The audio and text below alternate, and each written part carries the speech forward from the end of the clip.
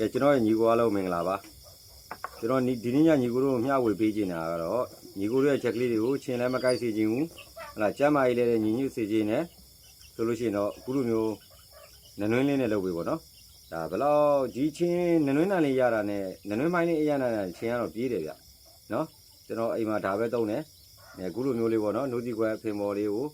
ကျွန်တော်သတင်းစာစက်ကူလေးတင်လိုက်တယ်ပြီးရင်အဲ့လိုမျိုးလေးဖြန့်လိုက်တယ်ပေါ့နော်ဖြန့်လိုက်တယ်ကျွန်တော်ကတော့ဒါမိုးလေးလုပ်ပြီးဖြန့်တယ်ပေါ့ဗျာဖြန့်ပြီးတော့ကျွန်တော်ပြီးရင်ဒီလိုမျိုးမီးရှို့ထားလိုက်တယ်ဒါဆိုတငွေ့ငွေလေးနဲ့ထွက်နေတယ်ပေါ့နော်အဲ့လိုမျိုးကျွန်တော်ဒါ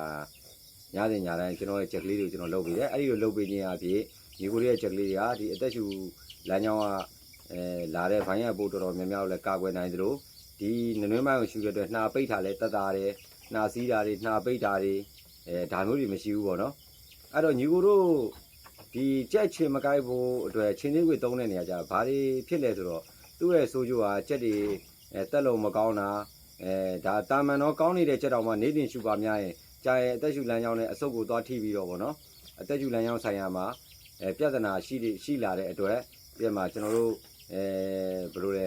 အမောမလုံတာတို့ဗောနော်အမောမစေးတာတို့ဖြစ်လာနိုင်တယ်သူတို့ပို့ဆိုတာကတော့တိုက်ပြီးတော့ခိုဖေးတွေနဲ့အနာအစာတွေနဲ့ပြန်လာတဲ့အချိန်ကိုချင်းသေးကိုတန်းထွန်းပေးလိုက်ကြည့်ပါအဲ့ဒီညှော်ခံရတာရဲ့အဲ့ဒီအငွေကိုရှူမိတဲ့ကြက်တကောင်က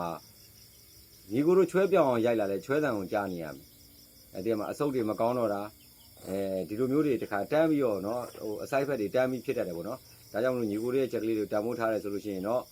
ဒီလိုမျိုးစနွေးမိုင်းလေးပေါ့နော်ဒီလောက်ကဘယ်လောက်မှလည်းတန်ဖိုးရှိတာမဟုတ်ပါဘူးနော်ကျွန်တော်တို့လည်းချမ်းသာတွေရဲ့လူမဟုတ်ဘူးဒါပေမဲ့ကျွန်တော်တို့ဒီဟာကိုရောက်ဖို့အတွက်ကျွန်တော်တို့ကိုယ်တိုင်စိုက်တယ်ဟောဒီမှာစနွေးကောင်းလေးတွေကိုကျွန်တော်တို့ဟိုအရင်တော့လုပ်တယ်အခုမဆိုင်နိုင်တဲ့နေ့ကြတော့ကျွန်တော်အခုလိုမျိုးစနွေးအမုံဝယ်ပြီးတော့အခုလိုမျိုးလေးလုပ်တယ်ပေါ့ညီကိုတို့ရဲ့နောက်တစ်ခုကညီကိုတို့ကျွန်တော်နေခင်းကမန်လေးတစ်ခုတွေ့လိုက်တယ်အဲ့ညီလေးကိုကျွန်တော်ဘာမှတော့ပြန်မရေးပါဘူးကျွန်တော် comment နဲ့လည်း reply မပြန်ပါဘူးဘာတော့သူ့ဂုံသိက္ခာလေးရှိတဲ့အတွက်ပေါ့နော်ဟိုကြက်မဝင်နိုင်လို့ပေါ့နော်ကြက်လက်ဆောင်ပေးပါလားပေါ့ကျွန်တော်ကအဲ့ဒါကြတော့ကျွန်တော်ရှိမှာအဲ့လိုကြက်လက်ဆောင်နဲ့ပတ်သက်ရင်တော့ကျွန်တော်လုံးဝအစီအစဉ်မရှိပါဘူးဘာဖြစ်လို့လဲဆိုတော့ဒီလိုမျိုးကိုလိုချင်တဲ့အရာကိုသိရမှာထိုက်တန်တဲ့အရင်းကြီးတစ်ခုမရဘဲနဲ့အလဲကားလိုချင်တဲ့စိတ်